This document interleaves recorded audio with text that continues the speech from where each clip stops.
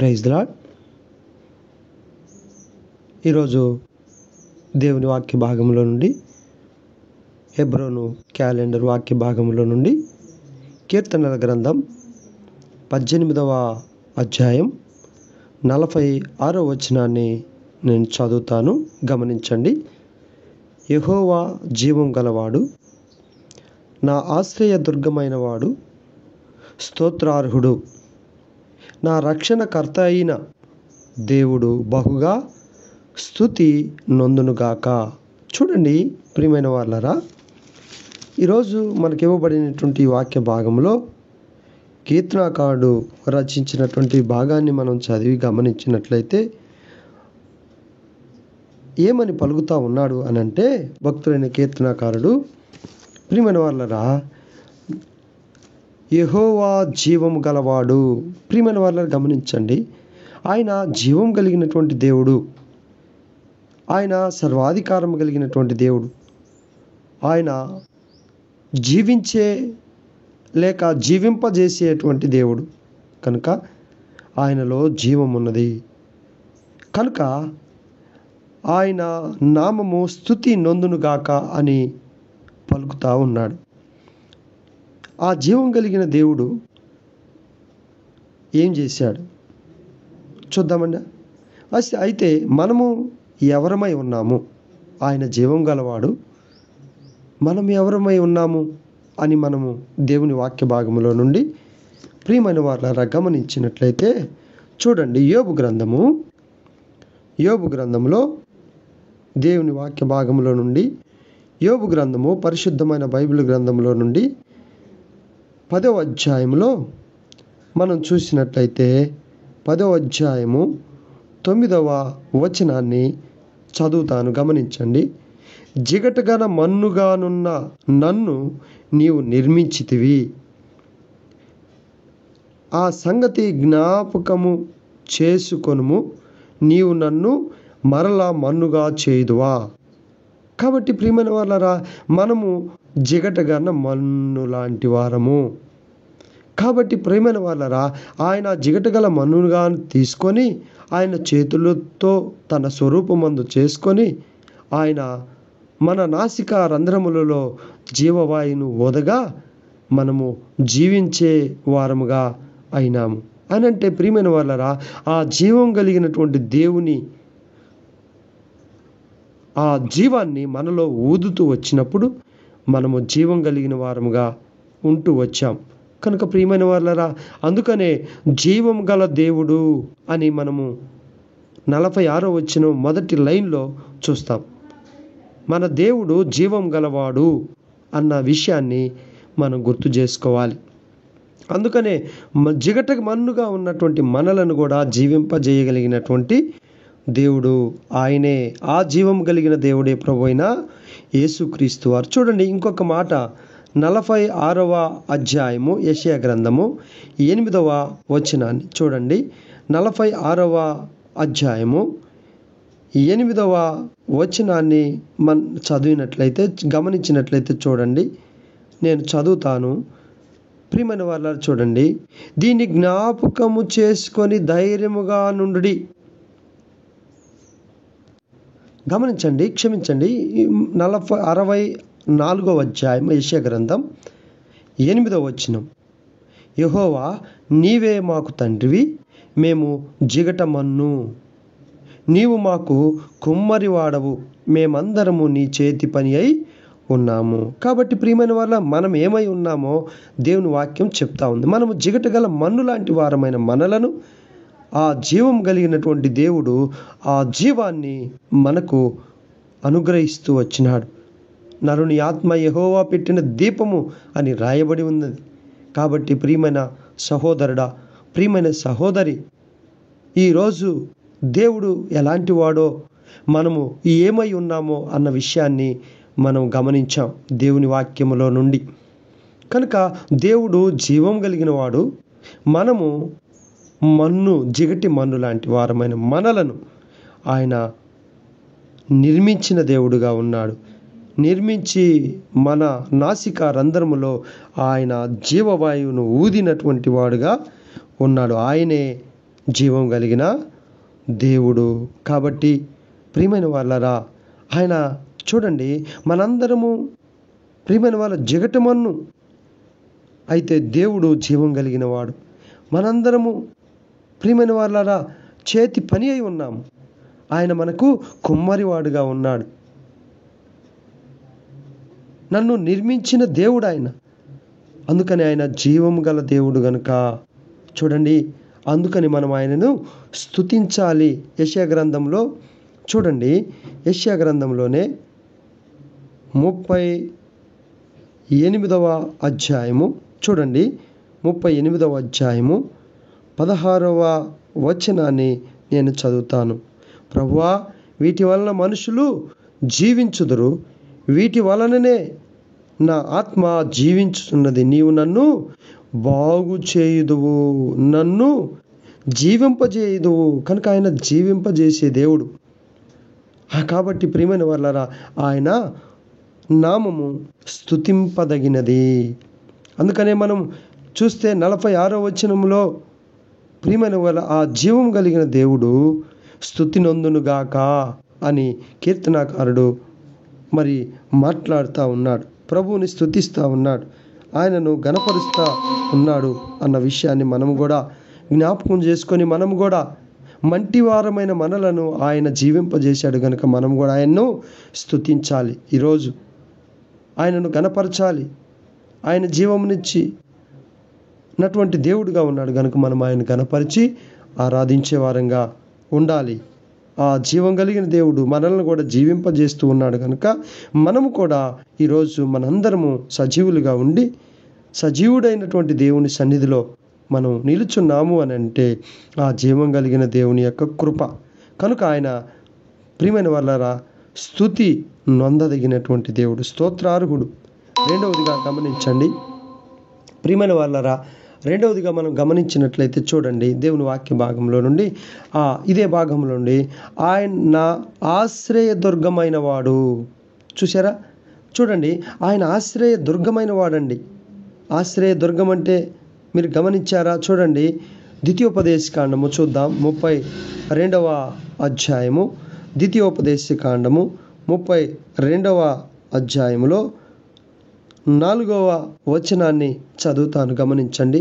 ఆయన ఆశ్రయ దుర్గముగా ఉన్నాడు కనుక ప్రియమైన వాళ్ళరా, ఆయన రెండవదిగా ఆయన ఆశ్రయ దుర్గముగా ఉన్నటువంటి దేవుడు. ఆయన కార్యము సంపూర్ణము చేసేటువంటి దేవుడు. ఆయన చర్యలన్నీ ఎలాంటివో తెలుసా? న్యాయమైనటువంటివి.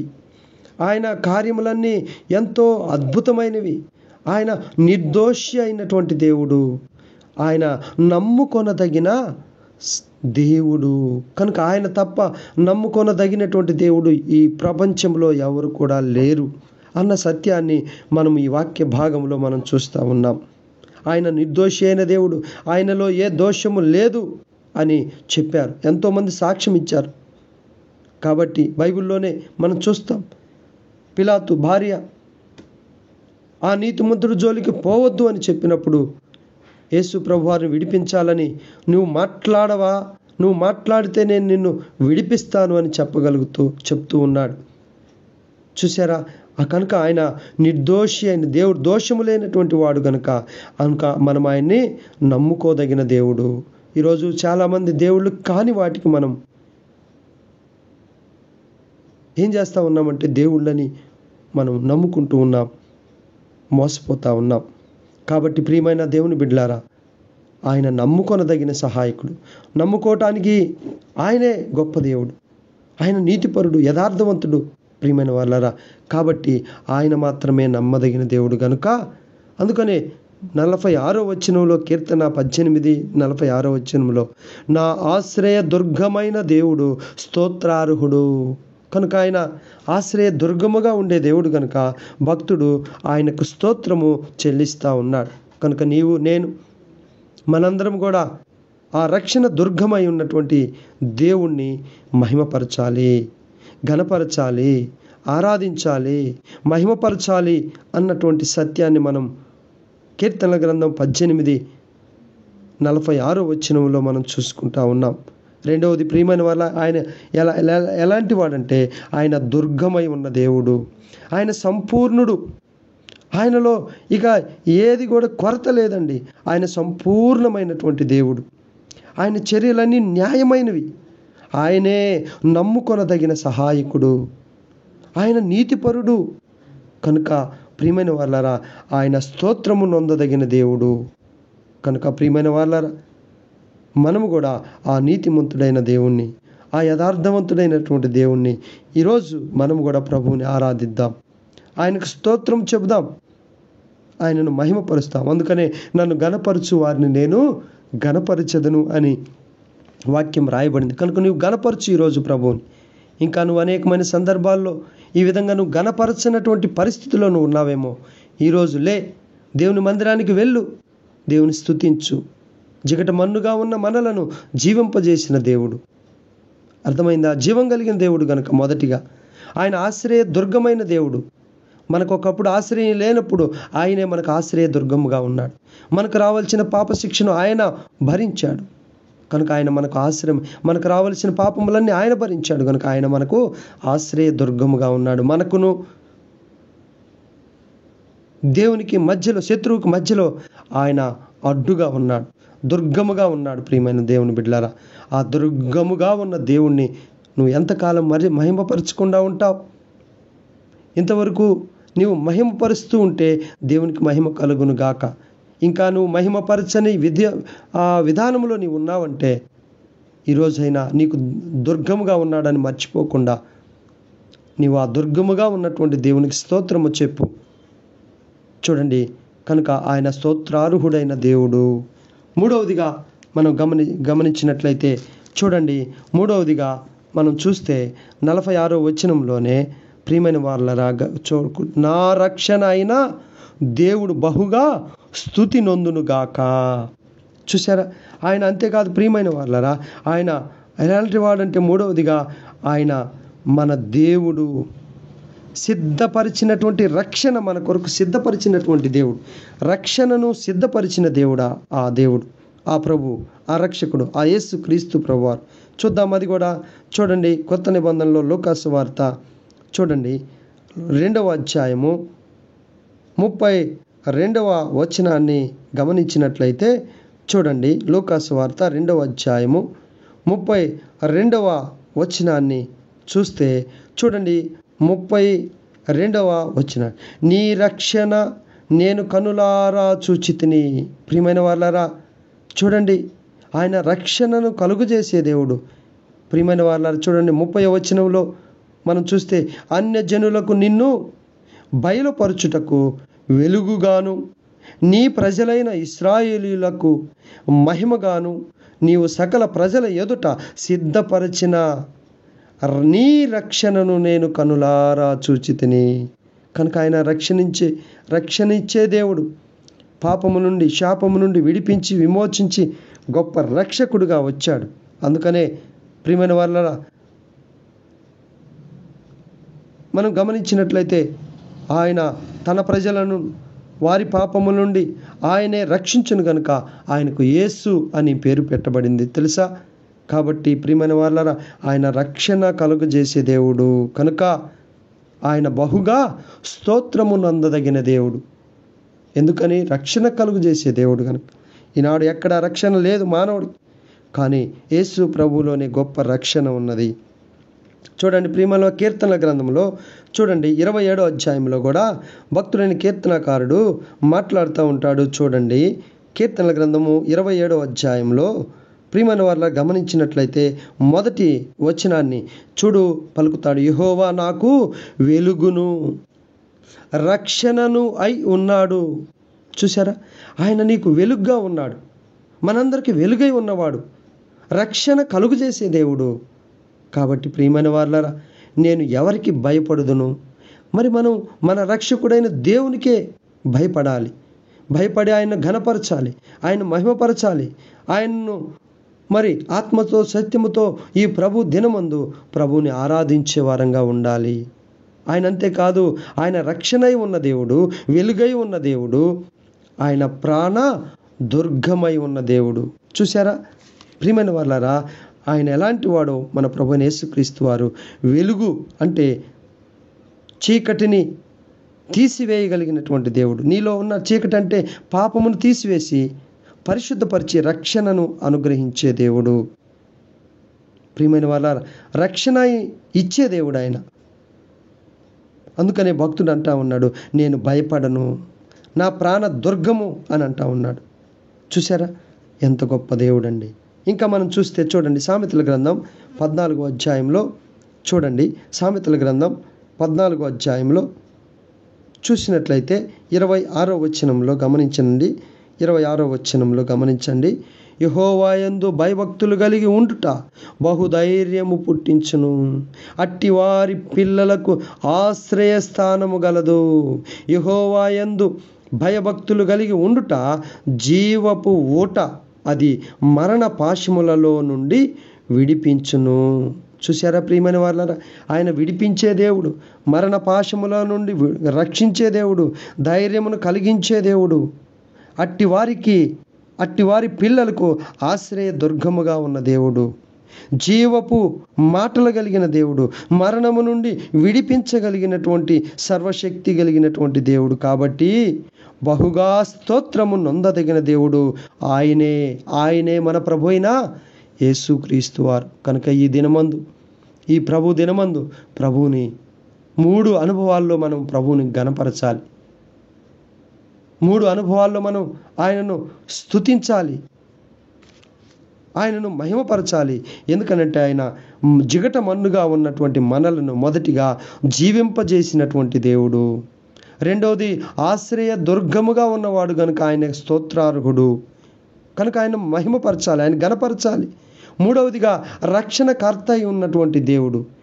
ఈ 3 అనుభవాలు ఇదే ఒక్క వచనంలో, కీర్తనల 18:46 వచనంలో ఆయన 3 అంతల గొప్ప దేవుడు.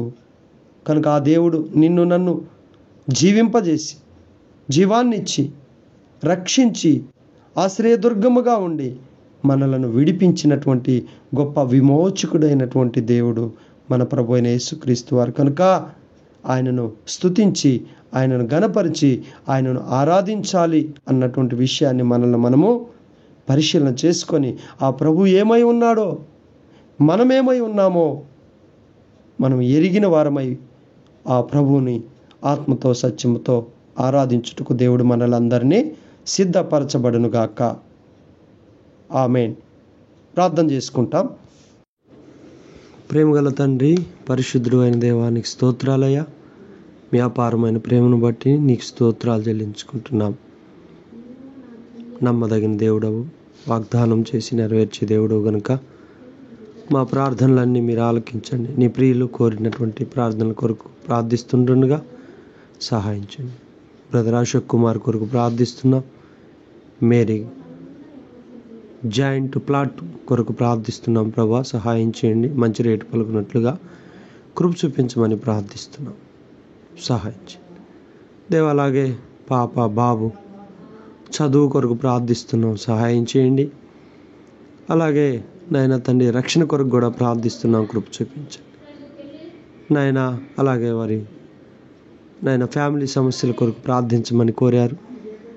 వారి ఫ్యామిలీ సమస్యలను కూడా మీరు సహాయం చేయండి.